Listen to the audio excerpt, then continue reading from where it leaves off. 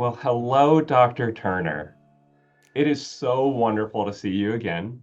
Could you please introduce yourself for us today? Hi, Dr. Blum. It's so good to see you again, too. My name is Nicole Myers-Turner, and I'm Assistant Professor of Religion at Princeton University. My research focuses on 19th century African American religion and politics. And I'm, again, glad to be here today with you. How about you? Oh, great. Thank you. Hi, I'm Edward Bloom. I'm a professor of history at San Diego State University.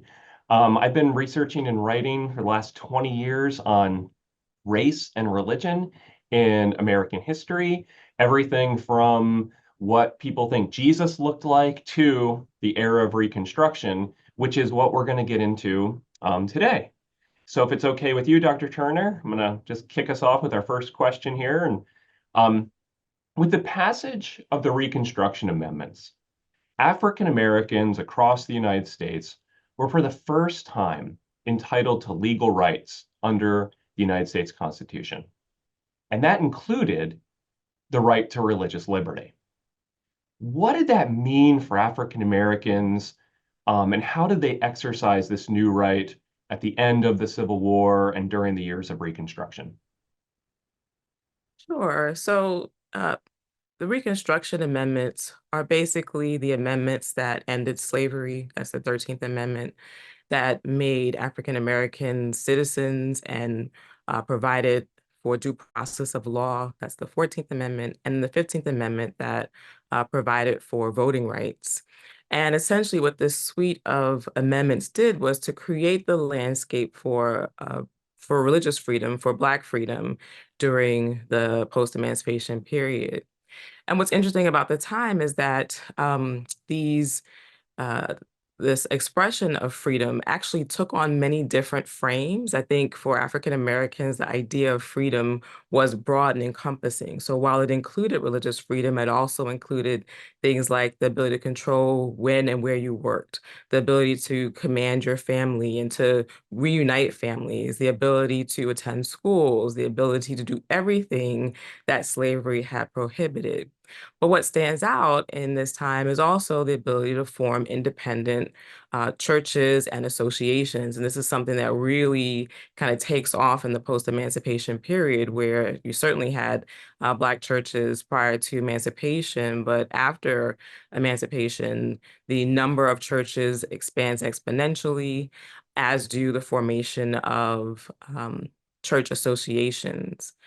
And one of the things that emerges out of the associations is this idea of, at least for Black Baptists, the idea of soul liberty, right? The ability to pursue righteousness, justice, and equity. And they sort of align themselves with Roger Williams, the great Baptist founder of Rhode Island, right? This idea of being able to live out one's own religious freedom, but also engaging a politics of seeking justice and equity, something that African Americans had to still secure in the post-emancipation landscape. Right. I think your description of how religious liberty and forming of churches was so important for African Americans in freedom, it makes me think of this just amazing lithogram from the era of Reconstruction. It came out to celebrate the 15th Amendment. To celebrate the 15th Amendment, this artist named James Beard created a lithogram titled The 15th Amendment. And in it, we see that religious freedom and that religion were part and parcel of the total freedoms. If we look at this image, we see that in particular, Christianity was really the basis for freedom and religious freedom. We see on the left side an open Bible, and under that Bible are the words, Our Charter of Rights. We see on the right side an African American minister preaching to a congregation, and with the words underneath it, the holy ordinances of religion are free. At the bottom, we see a couple getting married, and it says, Liberty protects the marriage altar. Now, what's so fascinating about this image is it's to celebrate a constitutional amendment and a constitutional amendment about voting rights for men But that incumbent upon all of that was the notion of that religious freedom and that religion were part and parcel of this entire kind of the entire scope of Reconstruction freedom and liberties. Yeah, and I think that's an interesting element too, right? To highlight how Christianity was the foundation, Protestant Christianity was the foundation of claims making about religious freedom during this time. And I think there too, you sort of find in some of the associations the notion that the ability to practice one's faith traditions was really significant in articulating the meaning of freedom. But there too, you also find this overlapping idea of Christian citizenship, right? This idea that citizenship is defined as the kind of expression of Christianity. It's the expression of belonging, of community, which is a different way of thinking about sort of what emancipation meant. On the one hand, you have a Christian citizenship that's about belonging and what those values are associated with Christianity. But then on the other hand, you have a citizenship that is about rights, right? And it's about the government protection of rights, which is another aspect that, African Americans, as they unite into their churches and associations, try to establish ways of protecting their rights. So one of the things that you see in the associations anyway are how African American people basically make the argument for participation, right? By organizing into associations that have quadrennial elections, right? That mirrors what it means to participate in the American political process. They have committees, they do all the things, they have constitutions, they do all the things of what it means to be a citizen and to have rights protected. And so it's another way in which, religious freedom is not just expressed, but also not just claimed, but also expressed. And I think the image that you've highlighted really brings that theme to the fore.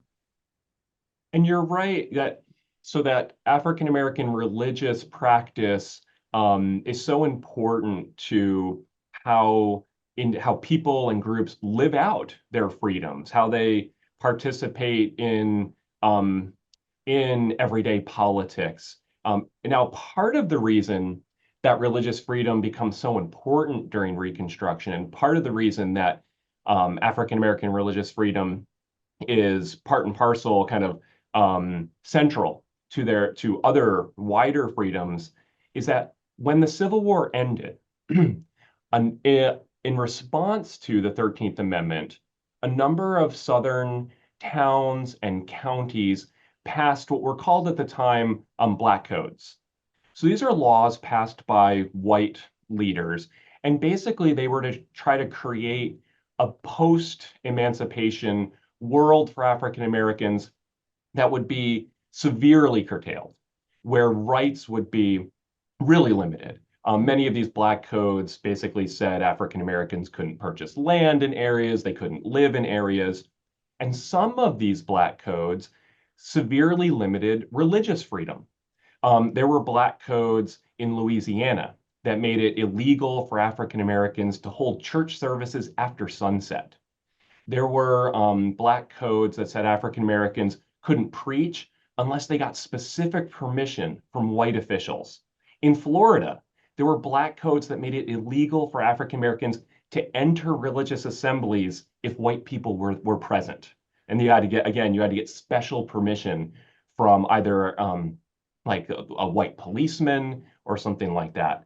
And in every single state throughout the southern states during Reconstruction, legislatures passed laws that made interracial marriage illegal.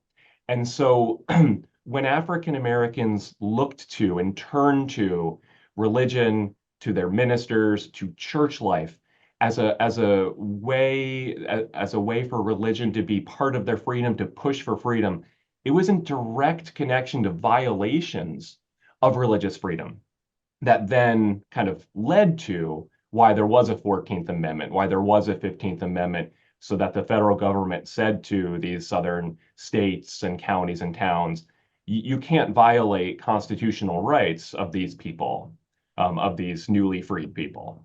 Professor Turner, Could you tell me more about how African Americans kind of lived out religious freedom during the Age of Reconstruction? So, what's striking about that question is that even as African American people started to formulate their own churches and associations, a lot of the practice of living religious freedom was also influenced by federal agencies like the Freedmen's Bureau. So, on the one hand, you had, sort of legislation and laws like the Black Codes that attempted to limit Black religious freedom, but then you also had people sort of making law, making practice on the fly. So you had the Freedmen's Bureau trying to adjudicate issues around churches having meetings too late into the night, or causing their church members to be late to work. And so the Freedmen's Bureau agents actually would step in and start to make, decisions about churches and who could lead them and how long they could hold their services for. And so in this way, the Freedmen's Bureau is actually shaping some of the expressions of Black religious freedom. And they also played a role in things like dispersing abandoned lands that had been confiscated by the Union Army, and then allowing churches to establish themselves, or to, in some instances, to take over churches that freed people had actually helped to purchase and establish under enslavement. So the Freedmen's Bureau actually plays an important role in shaping the expressions of Black religious freedom after emancipation. I'm so glad you brought up the Freedmen's Bureau because the Freedmen's Bureau, which full title was the Bureau of Refugees, Freedmen, and Abandoned Lands, basically functioned as a governmental agency, right? It functioned as the legal apparatus of the South in a time when civil society had in many ways fallen apart. So the Freedmen's Bureau would receive reports of violations of rights, of people getting murdered or attacked, and this included violations of religious freedom. General O.O. Howard was the head of the Freedmen's Bureau, and he would get these reports and get these reports from his field operatives. And what's striking is how much white Southern terrorist violence there was against African American church leaders and African American congregations themselves. Um, uh, uh, uh, General Howard reported to a special congressional investigation about how the churches in Arkansas belonging to African Americans were burned by parties, and how they were attacked.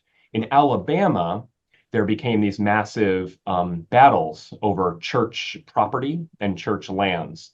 Um, but what ended up happening is that white Southerners who opposed rights for African Americans often attacked African American churches. They often attacked Black ministers, trying to force them out and trying to.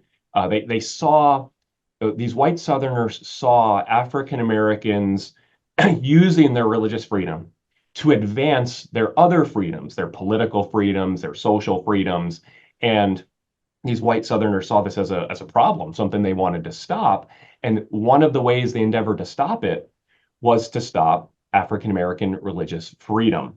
The horrendous violence that was purposefully where white Southerners were trying to. So if we can hold back, if we can curtail, if we can stop, if we can stamp out religious freedom practices, we can try to stop all of these other civil rights and growths and developments of African Americans and African American communities.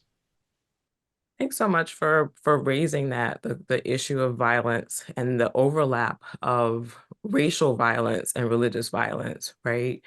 Because during the post-emancipation period, you're right, like this intersection of religion and politics, this intersection of religion and race really, sort of comes to the fore. And we see how religious space, which churches will often use as schools, as meeting spaces. For instance, in Richmond, Virginia, First African Baptist Church was actually the largest sort of gathering space for people in the community, right? And so these spaces become targets of violence that are intended to sort of rain violence on people, to intimidate them, to sort of stave off the expressions of religious freedom and freedom writ large. Um, I wonder if you could tell us a little bit then about some of the religious arguments that were used to both, sort of support and to challenge extending rights to Black people after emancipation and during Reconstruction. Right, right. Thank you. And I think what you just described shows so how important religious freedom was, and how to exercise religious freedom was for African Americans, how heroic, how incredible these seemingly small actions were. That to actually have a church service, to elect elders, to have, your quadrennial meeting, that's an act, that's an act of civil rights in this milieu. So, to speak about how religious arguments were used for broader civil rights, throughout Reconstruction, African Americans and their white supporters often turned to religious arguments, Christian arguments, claims from the Christian Bible to support rights. Now, some of these were broad. So, for instance, one is the golden rule, to do unto others as one would have done unto you.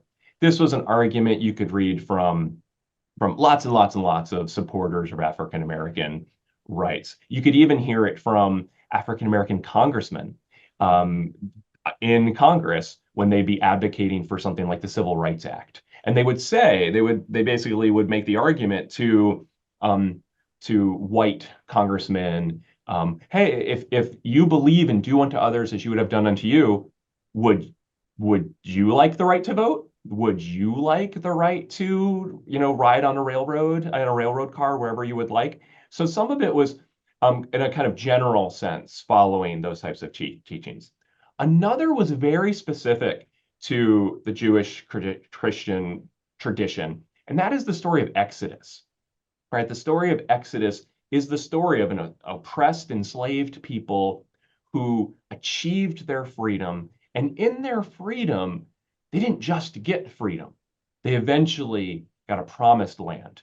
And Thaddeus Stevens, a white Republican congressman from Pennsylvania, often would give speeches in Congress, and he would say, if you read the Exodus story closely, the the freedom that the Israelites achieved in that story, they not only got freedom, but they also got um, um, gold and silver and jewels that basically their oppressors gave them money, gave them goods in their freedom. And Thaddeus Stevens actually used that as a biblical argument, essentially for a form of reparations. I think what's interesting about that too, so adding to the arguments, sort of biblical arguments that people used for the granting of rights, this goes back a little bit into the era of slavery, but there was this sense of African people as sort of inherently religious, inherently spiritual people that was utilized to, make the argument for emancipation, right? That these people who are sort of supremely spiritual actually deserve to be free. And so this is one of the ways in which this idea of a certain kind of religiosity was used to enhance and to make arguments for emancipation. But I think what's ironic is that, as people make arguments on the one side, right, about religion and using religion to affirm rights, they also use religion to deny rights. And I wondered if you could tell us a little bit about that.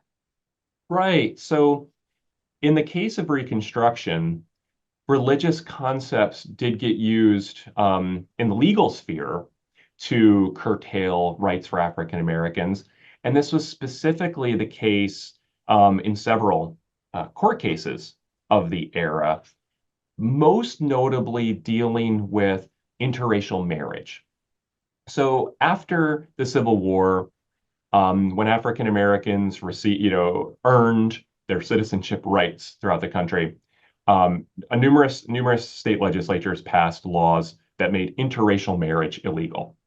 And this was not only the case in the United States South, this was also the case um, in the North. It happened in the West. It's the reason for, 100 years later, Loving v. Virginia will ultimately undo those state laws. But so when states pass anti-interracial marriage laws, that inhibits the rights of everybody, right? That's the rights of not only African Americans who might want to marry whoever they want to marry, but also white individuals or people who are beyond being, the categories of white or black. And so a number of individuals challenge these interracial marriage laws, and they challenge them often after they've been arrested. One example of this is in Georgia. And a woman named Charlotte Scott in Georgia is arrested for having a sexual relationship with a man named Leopold Daniels. Now, Charlotte Scott and Leopold Daniels claim there's nothing illegal about their relationship because they're married and they had gotten married. And they don't have a marriage certificate, but they have, they live together. Family members can attest that they claim to be married. And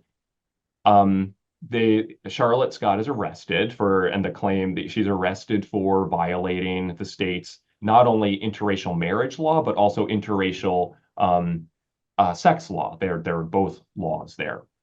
Now, Charlotte Scott's arrested and it goes to trial and she, fights back. And it's interesting the number of the ways in which she tries to achieve her freedom, her innocence here. One way is that her husband, Leopold Daniels, says, I'm not white, I'm a Frenchman. And so the whole issue of who is categorized as white or not kind of comes into an issue. The court just denies his testimony. They just don't listen to what he has to say at all. And ultimately, it comes down to the question of, can the state legislate on the issues of marriage and marital behavior? And can it differentiate among people, among adult people in the state? And the judge's decision is that Charlotte Scott is in violation of the state's laws and that the state government has every right to legislate on the behavior and marriage rights of regarding interracial relationships. And over again, the judge uses the language of religion. He says that these marriages produce evil and only evil. Okay, that's the outcome with no evidence to this, and there's no kind of legal precedent for this. The judge says, the God of nature made social inequalities. In each case, dealing with interracial marriage, Southern judges say the same thing, that basically the state has the right to legislate behavior and marital behavior, and that it's kind of just genuinely understood that God is against interracial marriage.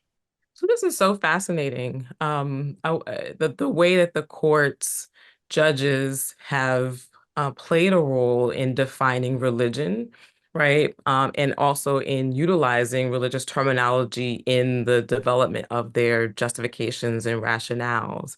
I find it really interesting that in the sort of post-emancipation period, as you're pointing out, people use sort of, religious language about angels and heavens and what's, kind of expected. We also see that coming through in the language, the very plain language of redemption, right? Or in the language of reconciliation or forgiveness, or, sort of appealing to these religious, sort of broadly religious ideals in sort of navigating what Reconstruction would come to mean. And I think, and also how Reconstruction would come to end, right? And so one of the things too, in terms of thinking about Southerners using the language of reconciliation, Southerners and Northerners using the language of reconciliation, in I guess, in juxtaposition to or in opposition to a continuation of emancipationist rights or something like that, right? Instead, they focus on reconciling between Northern and Southern people, reconciling between, brothers, right? How people came to talk about the Civil War as a war between brothers, or a reconciliation between, um, um, soldiers who are both fighting valiantly on either side, right? So there's a way in which, on the one hand, there's a religious language being used to foster the reconciliation of the nation, but also what drops out from that discussion is what it means to secure rights for African American people. So I think that's another interesting kind of element of the language and the religious ideology that's used in denying rights for African Americans. And I think along those same lines, there's this, a tendency that really emerges strongly after emancipation to talk about African American people as childlike because of their religious faith, right? And to use these arguments about Black religiosity to deny rights to African Americans because now they're not rational beings. They're not capable of participating in government. And in fact, they're more susceptible to superstition. They're more susceptible to being manipulated by people who want to use them politically. And so this becomes part of the argumentation about why African American people should not be granted rights and why their rights should not be respected. So it's a really interesting, not necessarily direct, in this instance, the direct reference to scripture, but just a sensibility about religion and religiosity that's used to deny African people rights. The other thing that stood out to me about your discussion about the courts is how there's a tendency to think about courts in the 19th century as not sort of weighing in on religious freedom, right? There's the idea that the courts don't fully sort of engage this question of religious freedom until the 20th century. But actually, when we look at cases like the ones you've described and several others, we start to understand how the courts actually are playing an important role in shaping Black religious freedom, whether it's in, cases around church properties. So this comes out in the history of the now Christian Methodist Episcopal Church, but it used to be the Colored Methodist Episcopal Church, and the ways that they actually navigate from having church lands that belong to the Methodist Episcopal Church and then the formation of the CME Church.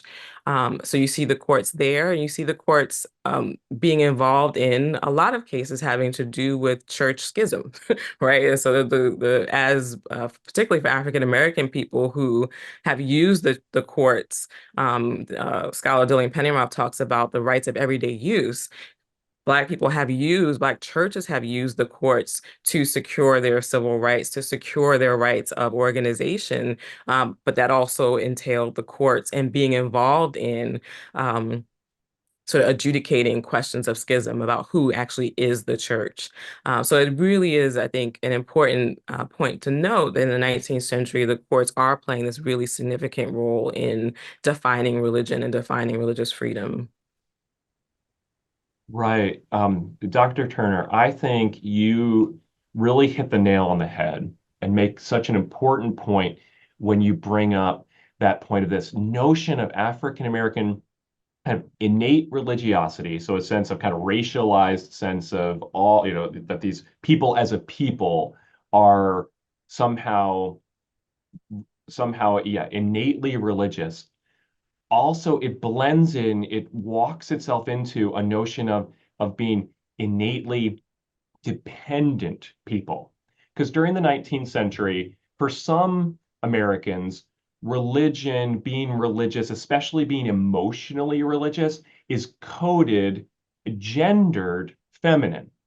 And that it's seen in this kind of quote unquote separate spheres world where the world of men is a world of politics and mind and thoughtfulness, and the world of not just women, but the world of dependent people, which includes legally women, children, and then if African Americans are categorized there, that's the world of emotion, and where a kind of and religious emotion gets positioned.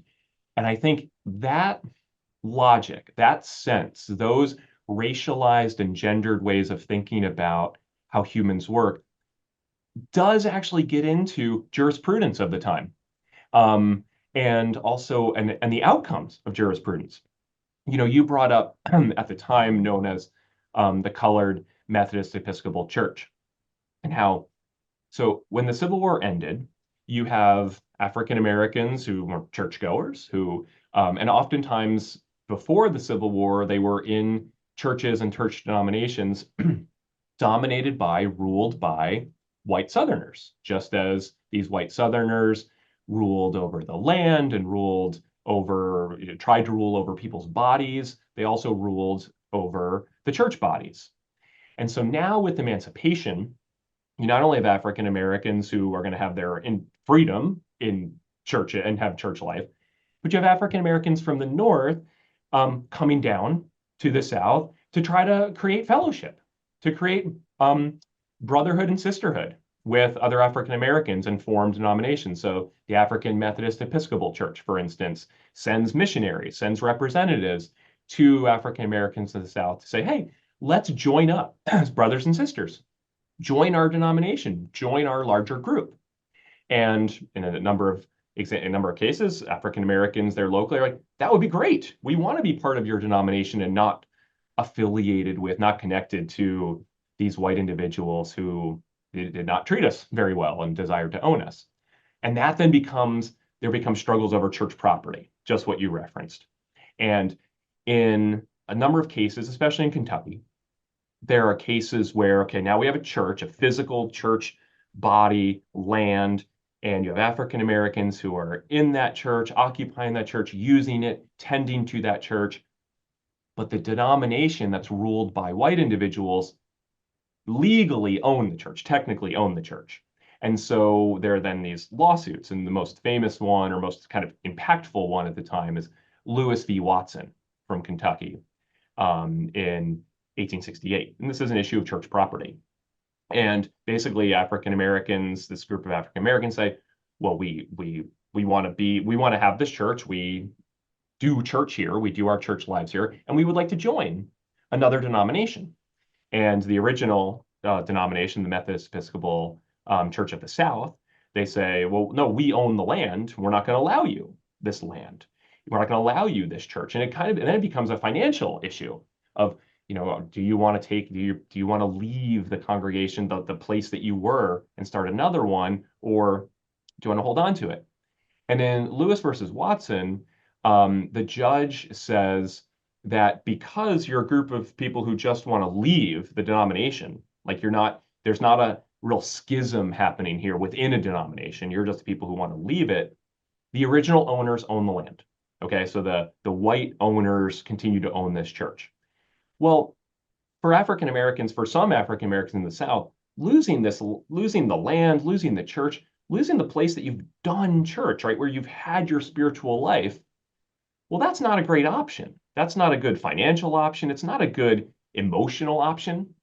And so what ends up happening is a group of African Americans make a deal. They make deals with the white denominational leaders, where basically they say, where the white denomination, the Methodist Episcopal Church South, says, we will give you the land.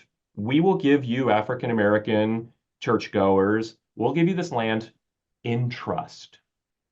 And you can maintain this church as long as you abide by our rules. Well, what is that? That's dependency, right? And in trust. And so the notion that, okay, African Americans are innately religious, therefore they're dependent people. Well, then there's an actual codified dependency in church property. And now some African Americans completely ignore that. They say, we want nothing to do with that. We're going to go form our own churches. We're going to form our own denominations. We'll buy our own property. We'll build our own denomination. We'll build our own church. And they grow, grow, grow. And there's good reason for that. But there's also good reason for, we want to maintain the church that we have. We made this church. Why should we have to give it up? And so the individuals who make that decision, but then they have to make this bargain where they kind of have to accept on the surface what looks like a dependency, right? An in-trust agreement, and then to more kind of secretively do things that the white denominational leaders might not like. And so, Dr. Turner, what I'd like to ask you about is, we talked about some of the law, we've talked about some of the macro, the big picture civil rights issues, voting, citizenship. How about at the level of like really everyday life of whether it's men and women and children going to church? How are they living religious freedom? How are they doing this, especially in a world that's so contentious, in a broader world that's so contentious to even recognize civil rights for African Americans? Um, so at the granular micro level, what are the types of things African Americans are doing in their congregations? And if you have any kind of examples of that, I would love to hear them. So I think it's interesting in terms of the living religion in the church spaces. You start to see some of the replications of the practices of the government, as I've talked about with the associations, but also of courts, right? So you also have in church spaces these regular discipline meetings, which is common to in many denominations, but especially in the case that I want to talk about now, the Baptist Church, where the churches start to adjudicate issues around morality, which is another theme that we sort of see playing through this period is what is a proper morality for citizens, for Christians.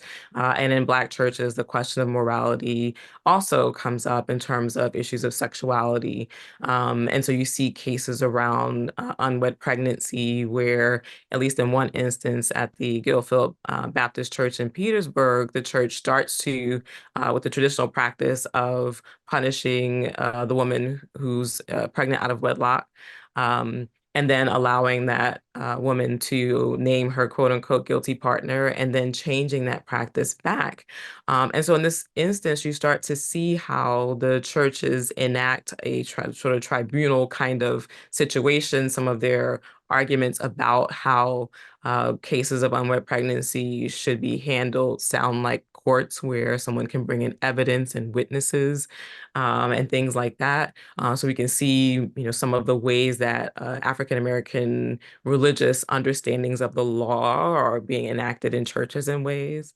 Um, but then they ultimately go back to sort of restricting punishment to the women and leaving the quote unquote guilty partners unaddressed. And I think what stands out in this instance and what I think it calls to mind is the way in which religious freedom on the one hand can mean this expansion of possibilities for African American people to own their own churches, to hold their own services, to worship as they see fit, and to follow their own callings in whatever form that might look like. But there are also ways in which religious freedom could mean the closing of opportunity and possibilities for women. And we see that as early as the Freedmen Bureau interactions, where sometimes there were churches that were being led by women who were then being kind of constrained or restrained about what they could do. And then you see that also in the case like Guilford, where women, ostensibly could have some power, but then that's sort of dialed back.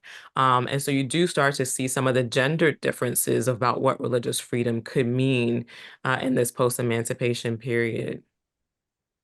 Yeah, I really want to hear more about how religious freedom could then be operationalized, be used by individuals and groups to then curtail and hold back the freedoms of people within their communities. It sounds like what you're saying at the everyday level, that it's possible that there were instances where religious freedom during Reconstruction for African Americans in some ways allowed for or facilitated the holding back of other rights in this case the rights for African American women.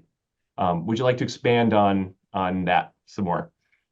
Yes, thanks for that. Because I think, I think I would want it to sort of clarify a little bit more, because I think there's a way in which if we only think about um, power or authority in the church as residing in the minister or ministerial leadership, then, women by default sort of lose a sense of power and authority in churches in some instances. But one of the other things that emerges is that women also hold authority in churches in this post-emancipation period, largely through their financial giving and financial role that they play in churches. And so women start to develop a sense of authority through leading the benevolent societies, through raising funds. And you start to see this even more so, particularly in the formation of the Baptist Convention, that there's a women's convention that that reflects the development of a gendered consciousness that Evelyn Brooks Higginbotham talks about, where they start to see themselves as a people that then seeds the formation of sort of larger organizations among Baptists, namely the National Baptist Convention. And so there's a way in which, on the one hand, while women's rights and possibilities are circumscribed in cases like discipline, especially around issues of morality in the body, women also find places to have influence, whether it's in finance. They hold roles like the church mother, who's like a spiritual figure of authority because of age and wisdom and leadership in the community over sort of spiritual matters. So women do start to find a space or carve out a space for themselves. So I do want to be to reflect the more complex nature of how gender is constructed in church spaces after emancipation. I wonder if we could go back to one other point about the relations between Black and white people in the denominations, and how that reflected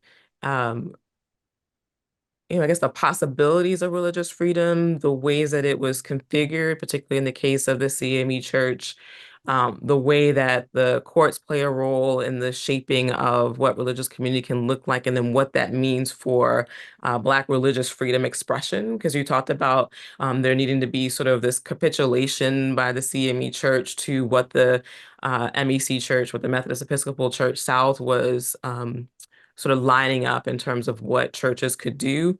I think it's interesting to think about how in the antebellum period as well as in the postbellum period, there's this attempt to sort of limit what churches can do, like this idea that churches shouldn't be political or they shouldn't engage in politics. But oftentimes what that not engaging in politics meant was for African American people and rights. Like that was the politics that was not to be engaged in. It wasn't like a prohibition against the politics of reconciliation, right? Which is a political project of reuniting, quote unquote, reuniting the nation. But the politics that was not to be engaged in was a politics about rights, a politics about race.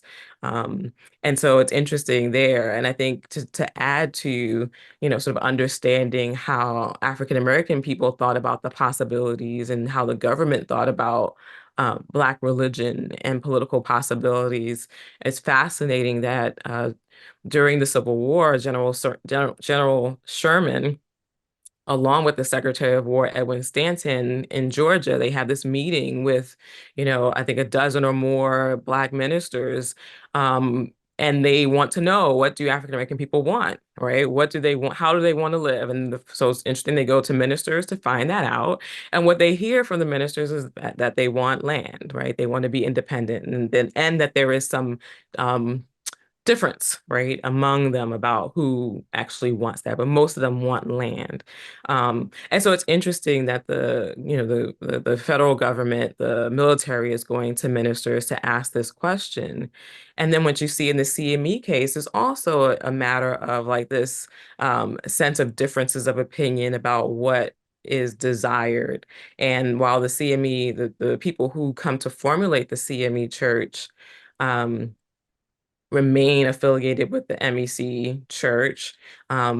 This was, it was a contest that brought them there. There were some people who wanted to, actually was actually out of a discipline issue that the case comes to the courts. Some people who felt like they were being disciplined unfairly and wanted to challenge the ownership of the church. And so again, we can see that even in the midst of, what is ostensibly a sort of clear-cut sense of the pursuit of freedom and what it could mean, that there could also be some contest even within the community. I feel like you pointed to that a little bit in terms of like where there were, that there wasn't always this kind of singular vision, right? That sometimes there was conflict even among African American people. I really like your point, how you brought up the concept of listening. And that's even something in the 20th century that African American theologians talk about when they get into African American liberation theology, about, if white Americans, white politicians, white ministers want to help, the first thing to do is to listen.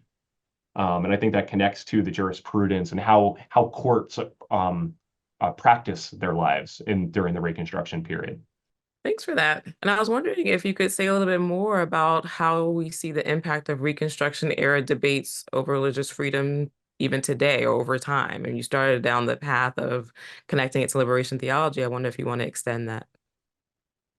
Yeah, so Reconstruction is often seen as this time period, that's the decade and a half or so after the American Civil War.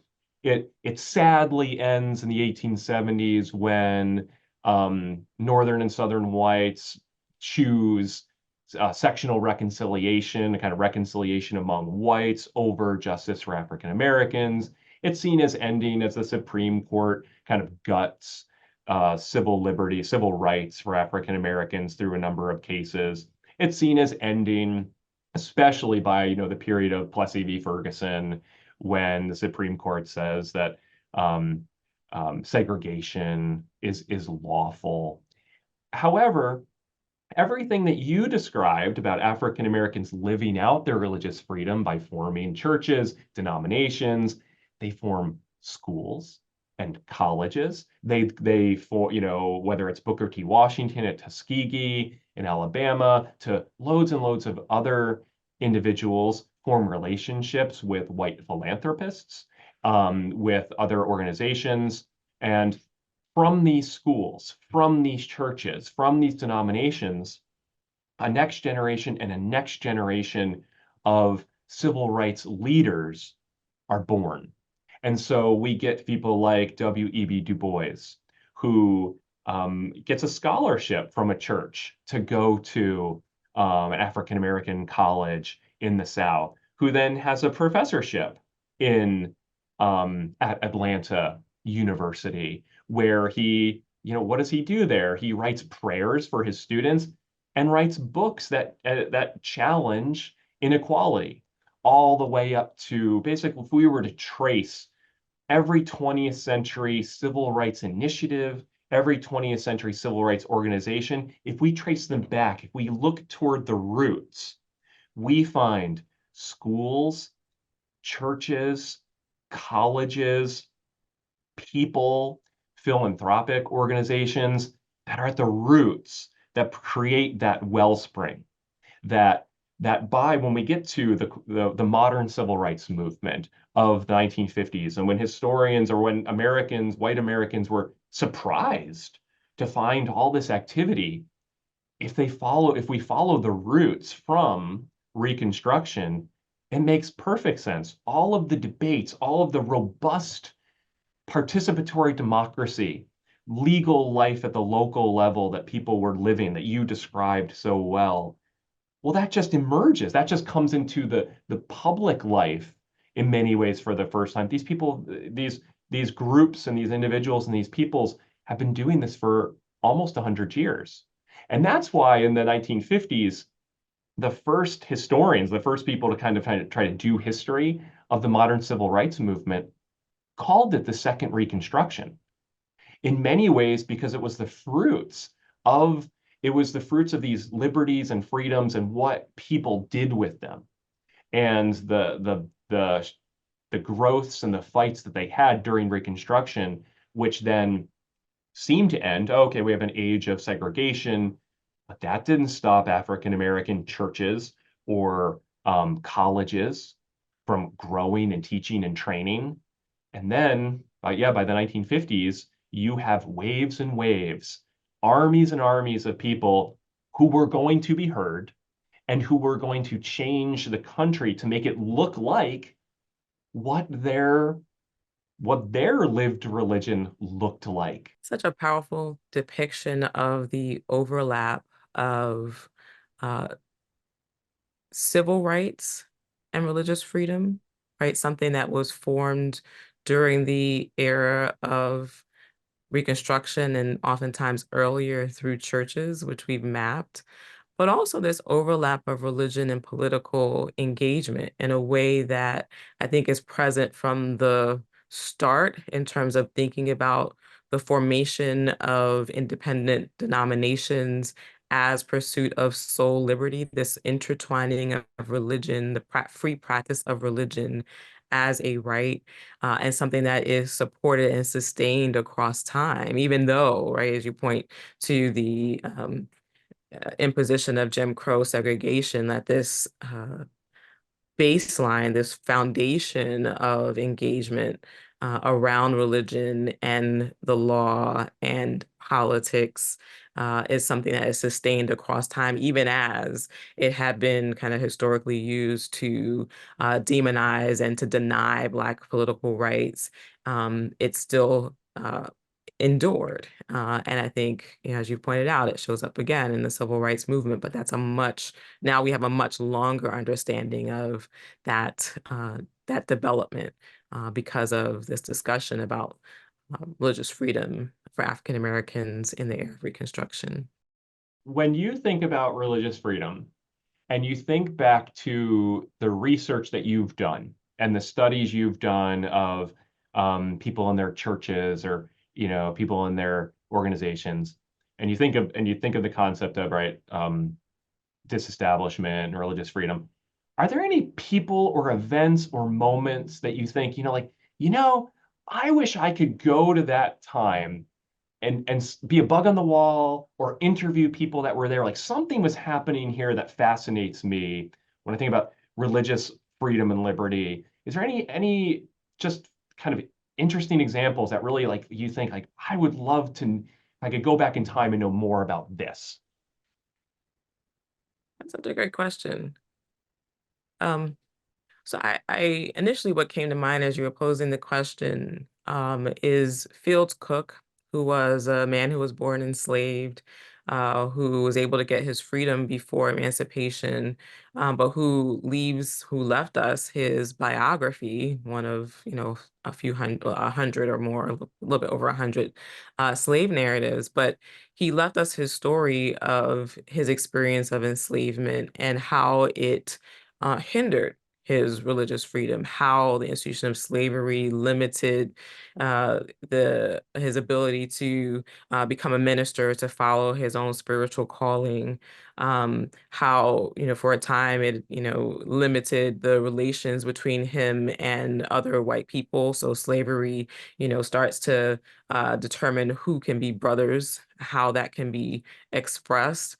Um, and for me, that is such a powerful description of how slavery and how racism have um, limited religious freedom and limited the ability of an individual to follow their spiritual calling, follow their hearts, desires. And it's just so evocative to understand how racism can limit religious freedom. And I think that's the, other thing that I think about in, the significance of a conversation like this and what I hope will come out, because I think in our conversation, we've explored both how sort of African Americans have made religious freedom mean something through their own, establishment of churches and, sort of fighting through courts to establish associations and not denominations and things like that. So making the right meaningful. But there's also a way in which religion has been used to limit those freedoms. I'm sorry, how race has been used to limit those freedoms and rights. And I hope if we can sort of understand more fully how race and religion intersect to prohibit and to limit rights, that will be helpful. And I think also we've seen the ways in which, whiteness and religion are conflated in a particular way to make Protestant Christianity the sort of norm, whether we talk about the cases you highlighted earlier around belief and what it means to believe certain things. that this is a particular framing of what religion is. And, that is another way in which rights can be limited by the ways we define religion and the way religion is defined in relation to race. And so, I appreciate the question about kind of being able to, go back in time and to see and appreciate aspects of the experience. I think Fields Cook articulates beautifully, right, and horribly, right, the overlap of race and religion and where there's a limitation being placed. But then Fields Cook goes on to become a pastor, a minister. He's goes on to become a political activist in Richmond. He goes on to live out freedom and service to his community in the ways that he imagined. And so in that way, his story sort of carries both the bitterness of a denied religious freedom and the possibility. And so when you think about it in terms of during the era of slavery, the fact that, it was contested whether or not someone, an enslaver, could allow their enslaved people to attend church, right? What is that trying to control, right? And so it's interesting to think about how the laws can also try to enforce conformity to a set of racial paradigms. And I think that's where, to invoke someone like Martin Luther King and having conscience, right, to appeal to conscience, people to, reject laws that are inequitable, that are unjust, right, that try to reinstate racial inequity is where people are sort of called to once once one recognizes how laws are being imposed to reinforce racial paradigms or limit religious freedoms in a particular way. So, Dr. Blum, as we conclude our conversation, what's your hope for religious freedom? Yeah, thank you for asking. I think from the perspective of Reconstruction, what my hopes for religious freedom would be that we need to be really mindful of when religious freedom claims might be masquerading to uphold racial inequalities. That just like in the case of interracial marriage prescriptions, where it was, religion was used as a form that really masqueraded to uphold racial inequality. So whether it's in terms of rights um, for women's rights that women have over their own bodies, or issues of health care, that if religious freedom claims are being made, to look closely to see what kind of racial inequalities might be hidden within those examples. I think Reconstruction also teaches us, for terms of religious freedom, that it's better to err on the side of listening than to prohibiting. That it's better to hear people, to hear testimony, rather than to silence testimony, and to get more voices so that to then make better decisions, to know what beliefs, what actions do need to be upheld, do need to be regulated, and which ones need to be allow everyday people to let communities regulate amongst themselves. And Dr. Turner, how about you? After our discussion, thinking about the Civil War and Reconstruction, what would be your hope for the future of religious liberty? I share with you a desire for a more nuanced understanding of the intersection of race and religion as it relates to religious freedom. And my hope is that we will come to understand how religious freedom can be used to promote possibilities, but also, as we've explored, how religious freedom has been used to limit possibilities on the basis of race. I also hope that part of the conversation will continue to expand to think about the ways that gender is implicated in this discussion of religious freedom and what it means to have religious freedom for people of all genders. So my hope is that we'll have greater and greater understanding as we continue to mind these conversations about race and religious freedom. Thank you.